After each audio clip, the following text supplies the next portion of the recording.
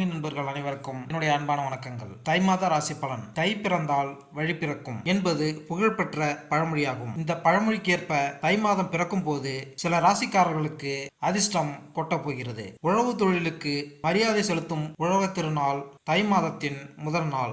அமாவாசை நாட்களில் பித்ருக்கள் பூஜையை முறையாக செய்து குடும்பத்தில் குழப்பம், சண்டை, வியாதி, வம்ச விருத்தியின்மை போன்றவை ஏற்படும். உலகில் உயிர்கள் பிறக்க காரணமாக இருப்பது சூரிய ஒளி என்பதால் இந்தியாவில் பெரும்பாலான விரதங்கள், பண்டிகைகள், விசேஷங்கள் சூரியனின் மையமாக வைத்து கொண்டாடப்படுகிறது. அதாவது சூரிய பகவான் தனுசு ராசியிலிருந்து மகர ராசிக்கு பயிற்சியாகக்கூடிய மகர சங்கராந்தி ஜனவரி 15ஆம் தேதி, அதாவது தை மாதம் தொடங்க உள்ளது. சூரியனின் ராசி மாற்றத்தால் சிறப்பான பலன்களை பெறக்கூடிய ராசிகள் அல்லது ராசிக்காரர்கள் யார் என்பதை இங்கு பார்ப்போம். சூரிய பகவான் தன்னுடைய மகனான சனி பகவானின் வீடான மகர ராசியில் சஞ்சாரம் செய்ய உள்ளார். மகர சங்கராந்தியான தை மாதத்தின் 12 ராசிகளின் வாழ்க்கையிலும் சாதகமான தாக்கத்தினை ஏற்படுத்தும். கிரகங்களின் ராஜாவாகவும் ஆத்மகாரனான சூரிய பகவான் ஜனவரி 15ஆம் தேதி மதியம் 2:32 மணியளவில் மகரத்தில்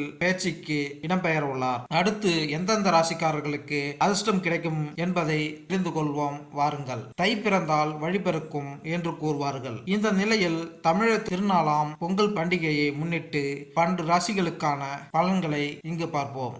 மீனராசி. எனது அன்பார்ந்த மீனராசி நண்பர்களே, உங்களுடைய லக்கணத்தில் ராகு பகவான் அமர்ந்திருக்கிறார். 7ஆம் வீட்டில் கேது பகவான் அமர்ந்திருக்கிறார். தை மாதம் உங்களுடைய 6ஆம் வீட்டு அதிபதியான சூரிய பகவான் மீனராசிக்கு லாபஸ்தானமான மகர அறிவிப்பில் அமர்ந்து அனைத்திலும் லாபத்தை கொண்டு வந்து சேர்க்க போகிறார். தை மாதத்தில் இதுவரை நீங்கள் கண்டிராத புதிய புதிய முயற்சிகள் உங்கள் இல்லம் தேடி வரப்போகிறது. வாழ்க்கையின் நல்ல முன்னேற்ற பாதையும் உத்தியோகத்தில் உயர்வையும் எதிரிகளை வெல்வதும் என்று அனைத்துமே இந்த மாதத்தில் உங்களுக்கு லாபகரமாக அமைய போகிறது. நாட்பட்ட வியாதிக்கு மகர ராசியில் அமர்ந்திருக்கும் சூரிய பகவான் உங்களுக்கு வழிவகைகளை, நோய்கள் தீர்வதற்கான வழிகளை உங்களுக்கு திறந்து கொடுக்க போகிறார். வீடு, மனை போன்றவை உங்களுக்கு லாபகரமாக அமையும். புதிய வாகனம் வாங்குவதற்கான காலகட்டமாக இது இருக்கும். 7ஆம் இடத்தில் இருக்கும் கேதுவால் நண்பர்கள் தலைவர்கள் ஆவதும் பகைவர்கள் நண்பர்கள் ஆவதும் என சில விஷயங்கள் மாறி மாறி உங்களை குழப்பிக் கொண்டே இருந்தாலும் தனஸ்தானத்தில் அமர்ந்திருக்கும் குரு பகவான் ஆனால் மனவரவு உயரப்போகிறது. தை பிறந்தால் வழி பிறக்கும் என்று சொல்லும் கூற்றுக்கேற்ப மீனராசிக்கு நிச்சயமாக வழிதான் பிறக்கப் போகிறது.